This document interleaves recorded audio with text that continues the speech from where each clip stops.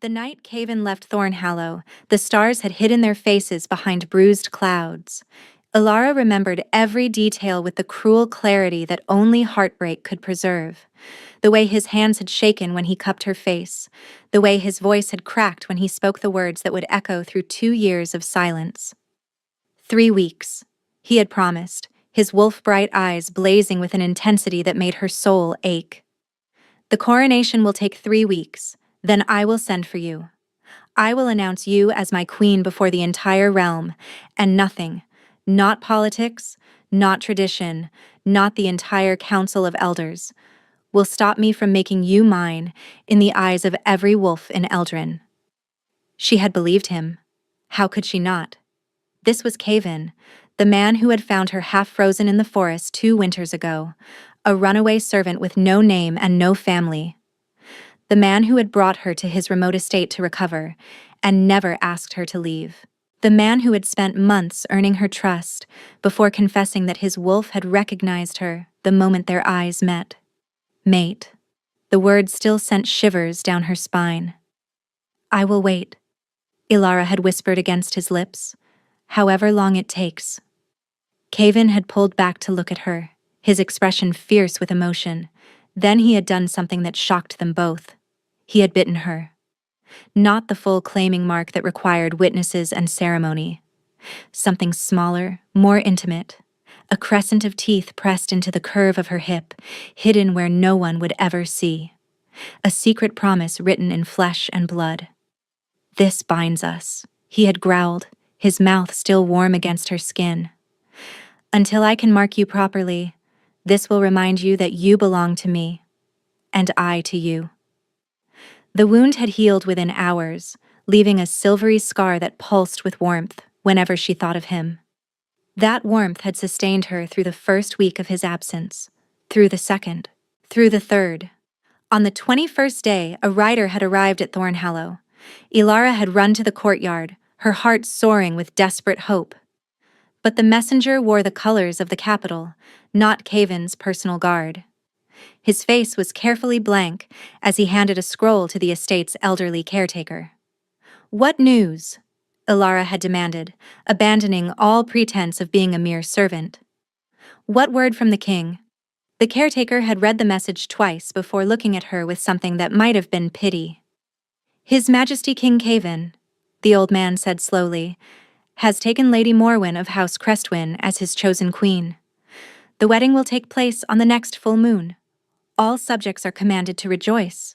The world had tilted beneath Ilara's feet. That's impossible. She heard herself speaking from very far away. He promised. The message bears the royal seal. The caretaker's voice was gentle but firm. I am sorry, child. Whatever you believed existed between you and the king, it appears you were mistaken. Mistaken. The word had cut deeper than any blade. Ilara had retreated to her small chamber above the kitchens and locked the door. She had not screamed, had not wept. She had simply sat on the edge of her narrow bed and pressed her palm to the scar on her hip, feeling it burn with a heat that should have been impossible. If he had truly chosen another, the mark should have faded, should have released her from the bond that tied her soul to his. Instead, it blazed like a brand. But what did that matter? The message was clear. The king had made his choice, and it was not her. 3 days later, Ilara discovered she was carrying his child. The realization had come with the morning sickness, violent and relentless. The estate's cook had taken one look at her pale face, and knowing smile had confirmed what Ilara already suspected. Pregnant, with the child of a king who had discarded her. For one wild moment, Ilara had considered traveling to the capital, confronting Caven before his wedding, demanding he acknowledge the life growing inside her. But what would that accomplish? If he had cast her aside so easily, why would he want the complication of a bastard child? At best, she would be paid to disappear. At worst, she would be eliminated entirely. A loose end that threatened the legitimacy of his new queen's future heirs. No, she would not beg, would not grovel, would not let her child become a pawn in palace politics. Instead, Ilara had crafted a lie. She told the estate's few remaining servants that her husband, a traveling merchant she had married before arriving at Thornhallow, had died in a bandit attack. The story explained her presence, her condition, and her need to remain at the remote estate where no one would question a grieving widow. The caretaker, perhaps suspecting more than he revealed, had allowed her to stay. The cottage at the edge of the estate's forest had been empty for years. Ilara had cleaned it, furnished it with cast-offs, and made it her home. A home where she had given birth to a son with his father's midnight dark hair and his mother's stubborn chin. A son she had named Tavian. A son who had just turned 15 months old when the world Ilara had carefully constructed came crashing down around her. It began with a sound. Ilara was kneeling in her small garden, Tavian babbling happily beside her in a basket, when the thunder of hoofbeats reached her ears. Not one horse. Many. Approaching fast from the direction of the main road. Her blood turned to ice. In 2 years, no one of importance had visited Thornhallow. The estate had been forgotten, its absent king clearly having no intention of returning to the place where he had made promises he never meant to keep. So who would come now, riding hard enough to shake the earth? Ilara scooped Tavian into her arms and pressed herself against the cottage wall, peering through the gaps in the ancient fence.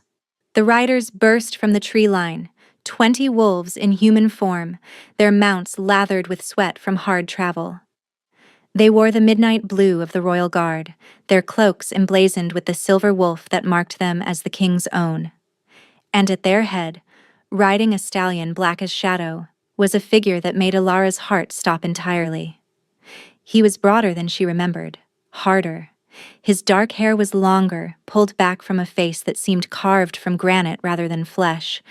But those eyes, those molten gold eyes that had once looked at her with such devastating tenderness, she would have known them anywhere. Caven. The Alpha King had returned to Thornhallow. Ilara couldn't breathe, couldn't think, couldn't do anything except clutch her son to her chest as the man who had fathered him dismounted not 50 yards from where she stood frozen.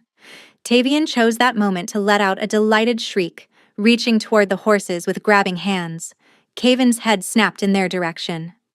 For one eternal heartbeat, his gaze met hers across the overgrown garden. Ilara watched the color drain from his face. She watched his eyes drop to the child in her arms, the child with his exact shade of hair, his exact shape of jaw, his exact golden gaze that had only recently begun to shift from newborn blue. She watched the Alpha King of Eldrin take a single step toward her, his hand outstretched, his lips forming a word that might have been her name. And then, she ran. Ilara did not make it far. The forest behind her cottage had been her sanctuary for 2 years. She knew every path, every hollow, and every hiding place where she could disappear with Tavian until danger passed. But she had forgotten one crucial thing. Caven knew this forest too. She had barely reached the stream that marked the boundary of the estate when a massive shape exploded from the undergrowth ahead of her. Not a man. A wolf. Enormous, black as midnight, with eyes that burned like molten honey. Ilara skidded to a halt, her arms tightening around Tavian as a scream caught in her throat. The wolf prowled toward her slowly, its huge body blocking the only path forward. Behind her, she heard footsteps, human feet crashing through the brush. She was trapped. Ilara. The voice came from behind her. Human now, rough with an emotion she couldn't identify. She refused to turn around, refused to look at him. "Go away," she said, her voice steadier than she had any right to expect. "You have no business here."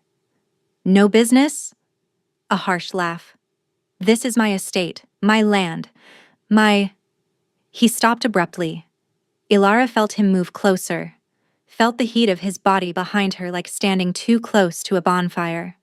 The scar on her hip blazed with sudden, searing warmth. "Look at me." A command. An Alpha's command, weighted with power that pressed against her will like a physical force. Ilara had never been a wolf. She was human. Entirely, ordinarily human, which was part of why their bond was considered impossible by wolf tradition.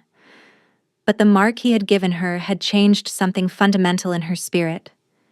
She felt his authority like pressure in her chest. She resisted anyway. "I have nothing to say to you, Your Majesty." The title was a weapon, sharp and cold. She felt him flinch. "Ilara, please." The word cracked something in her defenses. In 2 years, she had imagined countless versions of this confrontation. In most of them, he was cold, dismissive, and perhaps even cruel. She had prepared herself for contempt. She had not prepared herself for the raw anguish in his voice. Against her better judgment, she turned. Caven stood 3 feet away, barefoot and disheveled from his shift. His eyes were fixed on Tavian with an intensity that bordered on desperate. Up close, she could see what the distance had hidden. The hollows beneath his cheekbones, the shadows under his eyes, the new lines carved around his mouth. He looked like a man who had not slept in months. "The child," he said hoarsely. "How old?" Ilara lifted her chin. "My son is none of your concern." "How old, Ilara?" "I told you. He has my eyes." The words were barely a whisper. "He has my mother's chin. He has the exact shade of hair that every firstborn in my bloodline has carried for 12 generations. Caven's voice broke. "How old?" Tavian, oblivious to the tension swirling around him, chose that moment to reach toward Caven with both chubby hands. A sound emerged from his small mouth. Not quite a word, but something close. Something that sounded horrifyingly like "da." Ilara watched Caven's composure crack apart. 15 months, she said quietly. "He was born 15 months ago. You can do the mathematics yourself." Caven made a sound like a wounded animal. He reached toward Tavian, then stopped himself, his hand hovering in the air between them. "You were pregnant." His voice was hollow with shock. "When I left for the coronation, you were already carrying my child, and you never told me?" Ilara's fragile composure snapped. "Tell you?" She laughed bitterly. "How exactly was I supposed to do that, Your Majesty? Send a raven to the capital? Congratulations on your wedding to Lady Morwen. By the way, your discarded mistress is carrying your bastard. Enjoy the celebration." Caven staggered as if she had struck him. "My wedding," he repeated slowly. "To Morwen." "Yes, your wedding. The one announced 3 weeks after you left. The one that made every promise you whispered to me into a lie." Ilara's voice shook with 2 years of suppressed fury. "Did you think I would not hear? That I would sit here in this forgotten estate waiting like a fool while you married another woman? I didn't marry her." The words fell between them like stones dropped into still water. Ilara blinked. "What?" "I did not marry Morwen Crestwin." Caven's jaw was tight, his eyes blazing with something that looked almost like hope. "There was no wedding, Ilara. I have taken no queen. I have touched no woman since the night I left you in this forest." "That's impossible." Ilara shook her head.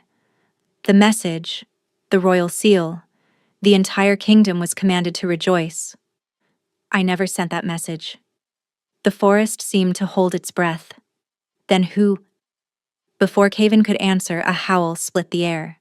Not the deep call of his royal guard, but something higher, sharper, a warning. Caven's head snapped toward the sound, his body went rigid. "They found us," he said grimly. "Who found us? What are you talking about?" But Caven was already shifting, his body flowing from human to wolf in a single heartbeat. The massive black wolf that emerged fixed Ilara with an urgent stare, then jerked his head toward the cottage. "Run," the gesture said clearly. "Now." Through the trees behind her, Ilara heard new sounds, horses, voices, and beneath them, the low growl of wolves who were not part of Caven's guard. Clutching Tavian to her chest, she ran. She burst from the forest to find chaos consuming the estate. Caven's royal guard had formed a defensive line around the main house, their swords drawn against a force that outnumbered them at least 2 to 1. And leading that force, Seated upon a white horse with her silver hair streaming behind her like a banner, was a woman Ilara had never seen but somehow recognized instantly. Lady Morwen Crestwyn, the woman who was supposed to be Caven's queen, the woman who, according to Caven, he had never married. Morwen's ice-blue eyes scanned the chaos until they found Ilara standing at the forest's edge. Her perfect lips curled into a smile that held no warmth whatsoever. "There she is," Morwen announced, her voice carrying across the courtyard. "The king's little secret. And unless I am very much mistaken," her gaze dropped to Tavian and her smile sharpened. "She has brought us exactly what we came for." The mark on Ilara's hip burned like a warning. And somewhere behind her, the Alpha King's howl shook the very foundations of the earth. Everything happened at once. Morwen raised her hand, and her soldiers charged. Caven's black wolf form exploded from the tree line, crashing into the first wave of attackers with savage fury. Steel clashed against claw, screams filled the air, and Ilara ran toward the only place she could think of: the cottage, where she had spent 2 years building a life from broken promises. She was nearly there when a figure stepped from the shadows to block her path. The man was tall, gray-haired, with the bearing of a soldier long past his prime but no less dangerous for it. He wore the Crestwyn colors, and his sword was already drawn. "The child," he said flatly. "Give me the child, and you will not be harmed." Ilara backed away slowly, her mind racing. She had no weapon, no training, no way to fight a warrior who had probably been killing before she was born. But she had something else. She had 2 years of desperate love for the boy in her arms, and she had a mark that still burned on her hip, connecting her to the most powerful wolf in the kingdom. "You cannot have him," Ilara said, and was shocked by the steel in her own voice. The soldier sighed as if she had merely inconvenienced him. "Then you will die, and I will take him from your corpse. The outcome is the same. House Crestwyn needs that child, woman. You are simply an obstacle." He lunged. Ilara screamed and twisted away, the blade missing her by inches. She stumbled backward, her foot catching on a root, and fell hard against the cottage door.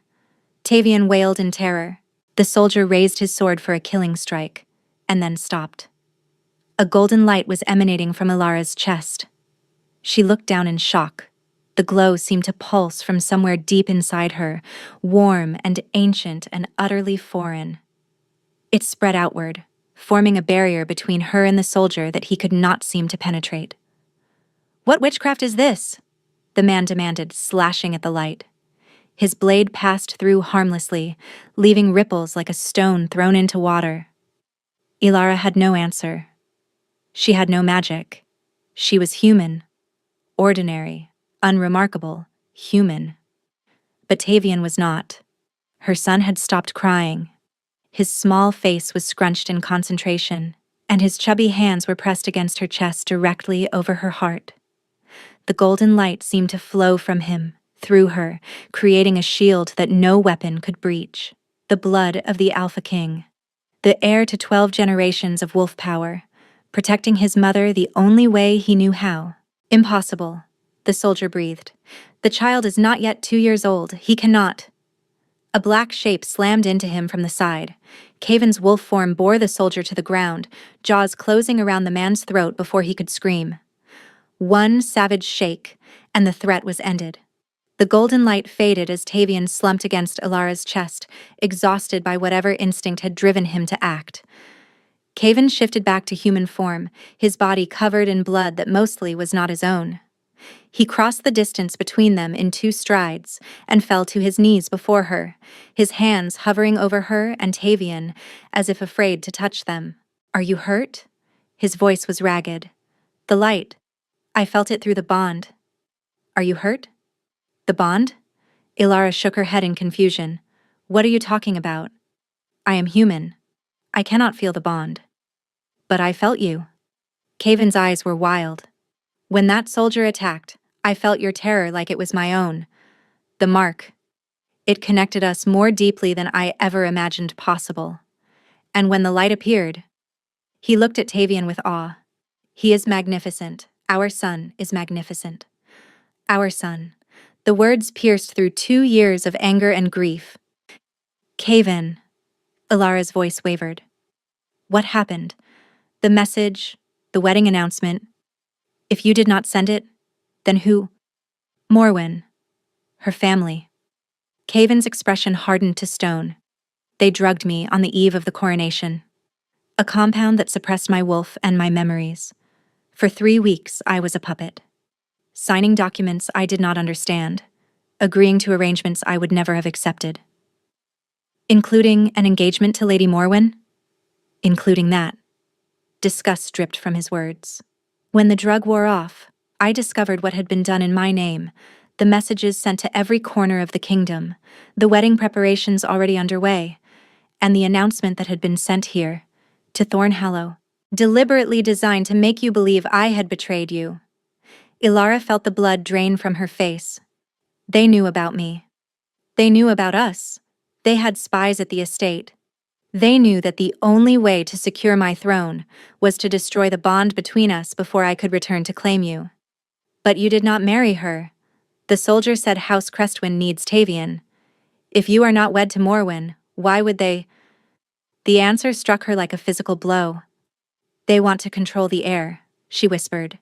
If they cannot have you, they will take your son instead. They will raise him as their puppet, marry him to a Crestwyn when he comes of age, and rule through him. Caven's growl vibrated through the air. They will not touch him, either of you. I will tear House Crestwyn apart stone by stone before I allow. A scream interrupted him. They both turned to see Morwen being dragged from her horse by 2 of Caven's guards. The battle appeared to be ending. Crestwyn soldiers either fled or fallen, but the lady herself was very much alive and absolutely furious.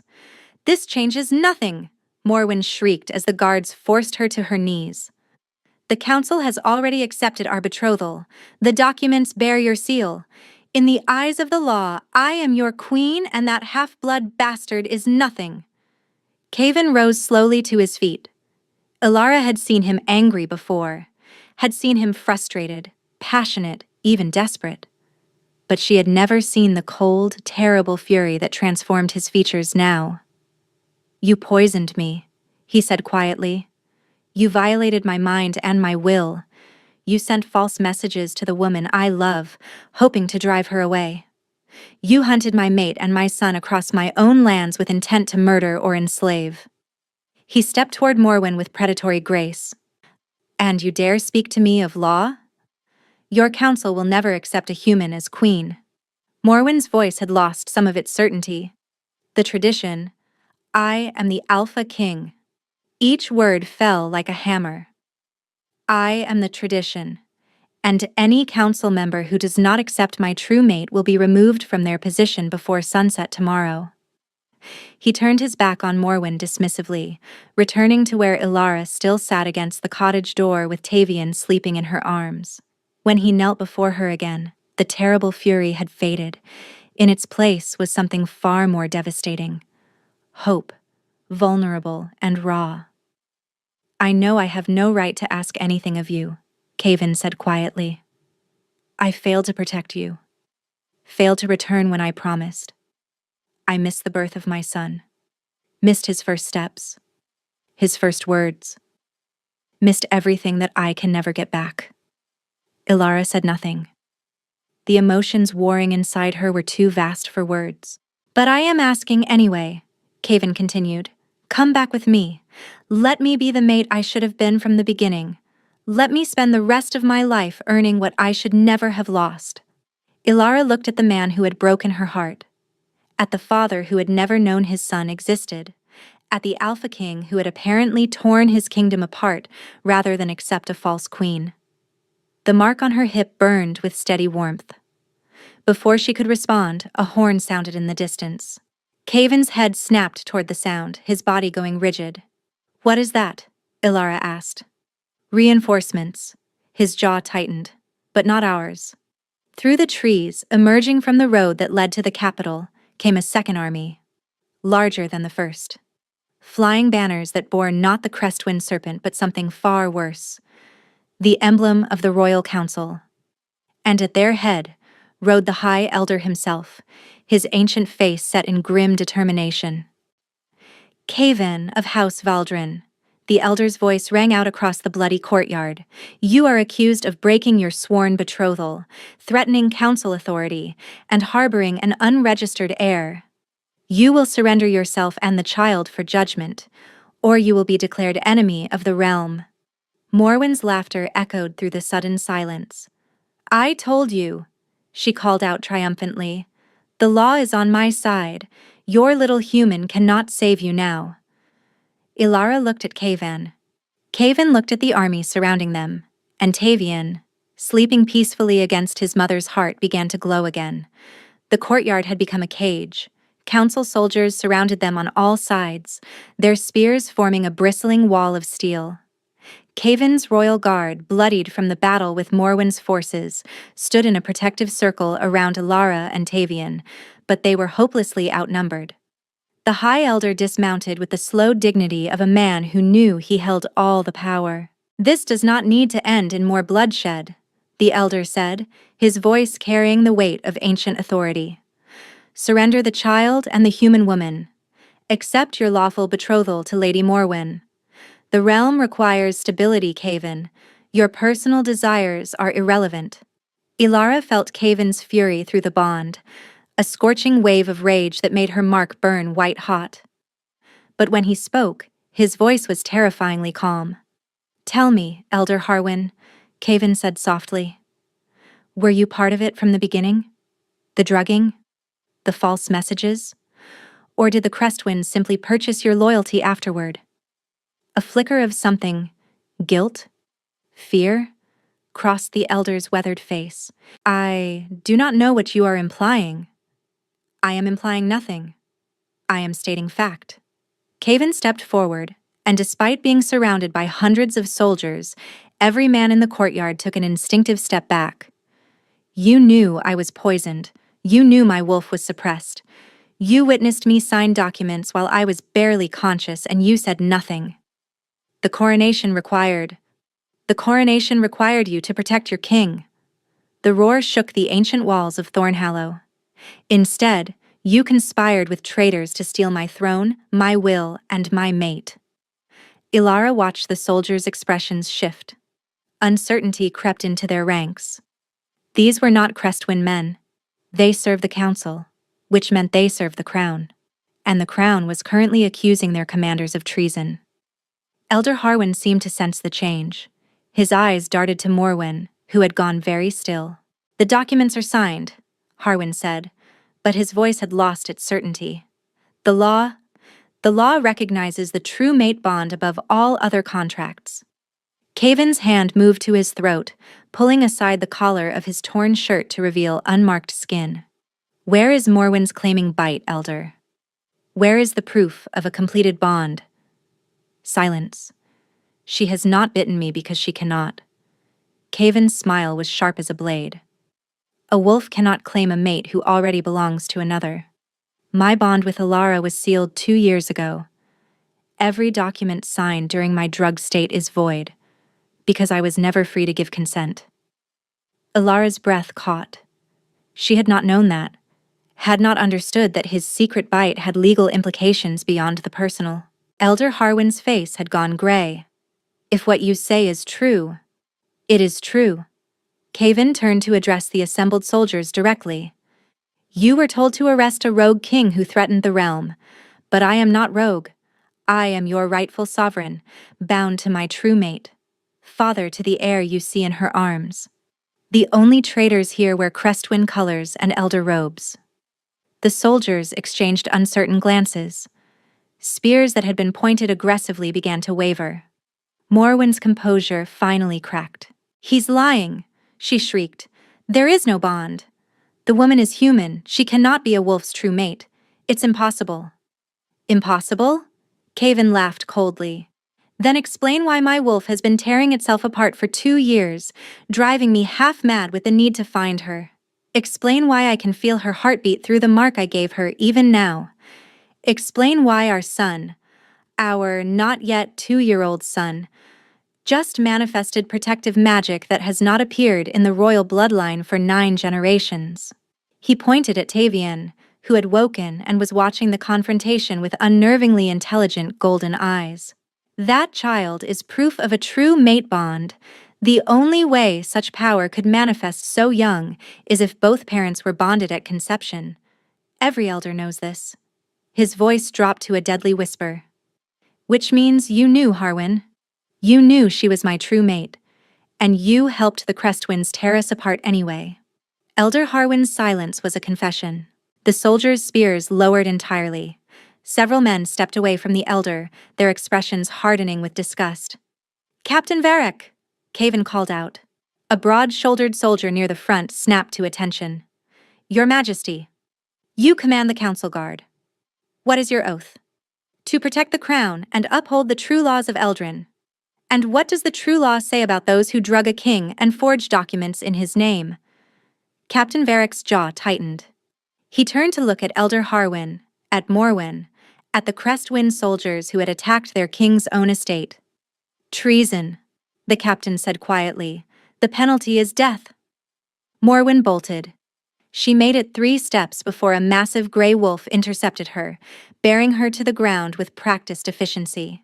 The wolf shifted to reveal one of Caven's personal guards, who bound her wrists while she screamed curses at everyone within hearing. Elder Harwin did not run. He simply stood, shoulders slumped, as Captain Varric's men surrounded him. I did what I thought was best for the realm, Harwin said quietly. A human queen would have caused chaos. The noble houses would never have accepted. The noble houses will accept what their king commands. Caven's voice held no mercy. Take him away. He will face judgment before the full council. A council that will be purged of every member who participated in this conspiracy. As the elder was led away, Caven turned back to Ilara. The fury drained from his features, replaced by exhaustion and something achingly vulnerable. He crossed the courtyard to where she still sat against the cottage door, sinking to his knees before her. It's over, he said hoarsely. Morwen is captured, Harwin is exposed, the soldiers have returned to their rightful loyalty. Ilara looked at the chaos around them, at the bodies of fallen wolves, both friend and enemy, at the blood soaking into the earth of what had been her peaceful garden. Is it over? She asked quietly, or is this just the beginning? They found the spy within the hour. Ilara had not wanted to believe it, but when the soldiers dragged old Brennick, the estate's caretaker, before Caven in chains, the evidence was undeniable. Letters bearing the Crestwind seal hidden beneath his floorboards, a pouch of gold coins that represented more wealth than a servant could earn in 10 lifetimes. And worst of all, a detailed record of Tavian's development, his first shift of eye color, his first attempt at words, the exact shade of gold that sometimes flickered in his gaze when he was angry. You watched over me, Ilara said quietly, staring at the man who had given her shelter, who had allowed her to stay when she had nowhere else to go. You let me believe you were kind, and the whole time, you were selling my son to people who wanted to use him as a puppet. Brennick's weathered face showed no remorse. The child is an abomination. A half-blood sitting on the throne of Eldrin? The ancestors would weep. Caven's growl vibrated through the hall. The ancestors recognize true mate bonds as sacred above all bloodline politics. You have twisted their teachings to justify your betrayal. I justified nothing. I served the natural order. Brennick's eyes found Ilara with cold contempt. You should have stayed in whatever gutter you crawled from, girl. You were never meant for a crown. Before Caven could respond, before the guards could act, Ilara stepped forward. You are right, she said softly. I was never meant for a crown. Brennick's eyes narrowed with wary triumph. I was meant for something far more important. Ilara's voice strengthened with each word. I was meant to be the mother of a child who will unite wolf and humankind. I was meant to be the mate of a king who would rather tear apart his own kingdom than accept a false queen. And I was meant to show every creature in this realm that worth is not determined by blood or birth, but by the choices we make and the love we carry. She stepped closer to Brennick, close enough to see the flicker of uncertainty in his eyes. You call my son an abomination, but Tavian manifested protective magic at 15 months old, magic that has not appeared in the royal bloodline for 9 generations. He did it to save me, a human, and his mother. That is not abomination, that is evolution. Ilara turned her back on the traitor, facing Kayvan instead. I have spent 2 years hiding. 2 years teaching my son to be invisible, to be small, to be safe. I will not raise him in fear any longer. Her chin lifted with resolve she had not known she possessed. If you want me as your queen, I will stand beside you. Not as a decoration or a symbol, but as a partner, an equal. Kayvan's eyes blazed with golden fire. That is all I have ever wanted, he said hoarsely. He crossed to her and pulled her into his arms. The bond between them roared to life. Not the tentative pulse she had grown accustomed to, but a flood of emotion so overwhelming it stole her breath. His love, his desperation, his bone-deep relief at finally having her close again. And beneath it all, a question. Burning. Urgent. Afraid of the answer. Will you complete the bond? Will you claim me as I claimed you? Ilara pulled back to look at him. The most powerful wolf in 3 kingdoms stood before her, waiting for a human woman to decide his fate. Yes, she whispered. Then she rose on her toes and pressed her teeth to the curve of his throat. The bond exploded. She saw everything. She saw the night of the coronation through his eyes, the creeping confusion as the drug took hold, the horror of waking 3 days later with no memory of what he had done. She felt his desperate search through the bond, clawing at the connection that grew fainter each day as she fled further from Thornhallow. She experienced his sleepless nights, his confrontations with the Crestwinds, his slow descent toward a madness that only finding her could cure. She saw herself through his eyes, not a servant or a nobody, but a miracle, the mate his wolf had recognized before his human mind caught up. The mother of his child, carrying the future of his bloodline while believing herself abandoned. I am so sorry, his voice echoed through the bond. I will spend eternity making it right. You already have, she answered. You came for us. When Ilara finally released his throat, she saw that tears were streaming down Kayvan's face. Her own cheeks were wet as well. My queen, he breathed. My king, she answered. Around them, wolves began to howl, not in warning or in battle, but in celebration. The sound swelled as soldier after soldier lifted their voices, joining a chorus that rolled across Thornhallow and beyond. Their king had found his true mate. The bond was complete. The realm had a queen at last. The great hall of the capital palace was filled with wolves from every corner of Eldrin. But this gathering was nothing like the coronation that had gone so wrong 2 years before. There were no drugs in the wine, no conspirators lurking in shadows, no false promises waiting to be broken. There was only Kayvan, resplendent in ceremonial black and gold, and Ilara beside him in a gown of silver that matched the claiming mark now visible on her throat. And between them, held proudly in his father's arms, was Tavian. People of Eldrin, Kayvan's voice rang through the hall. I present to you my son, Tavian of House Valdrin, heir to the throne, child of a true mate bond. The hall erupted in cheers. Tavian, perhaps sensing the significance of the moment, chose that exact instant to demonstrate his unusual gifts. Golden light bloomed from his small hands, dancing between his fingers like captured sunlight. Gasps rippled through the crowd. The light of the first alpha, an elderly scholar breathed from the front row. It has not manifested since the founding bloodline. Ilara smiled and took her son from Kayvan's arms. The golden light shifted to wrap around her as well, warm and protective. Oh, our son will lead Eldrin into a new era, she announced. An era where humans and wolves stand as equals, where true mate bonds are honored above political convenience, where children like Tavian are celebrated for their gifts rather than feared for their differences. She looked at Kayvan, finding his golden gaze blazing with pride and love. This is the future we will build together. Together, he echoed. From this moment until our last breath. The wolves of Eldrin howled their approval, and the sound shook the ancient rafters of the palace. 3 years later, the gardens of Thornhallow had been transformed. What had once been a wild, overgrown tangle was now a carefully tended paradise, filled with flowers that bloomed in every color. But some wildness remained. Patches of forest deliberately left untamed, spaces where young children could run and climb and practice the shifting that came naturally to them. Tavian was 4 years old now, and he was extraordinary. Not just because of the golden light that danced at his fingertips when he laughed, not just because he could shift between human and wolf form with an ease that seasoned warriors envied, but because he had inherited his mother's compassion along with his father's strength. Ilara watched from the garden bench as Tavian crouched beside a wounded bird, his small hands glowing as he carefully knit its broken wing back together.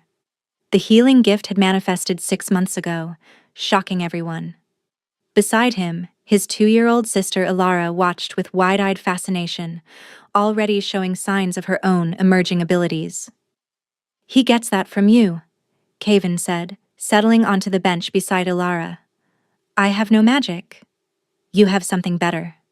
You have a heart that cannot stand to see suffering." His arm wrapped around her shoulders. "Both our children have learned kindness from your example." The bird fluttered its healed wing experimentally, then took flight.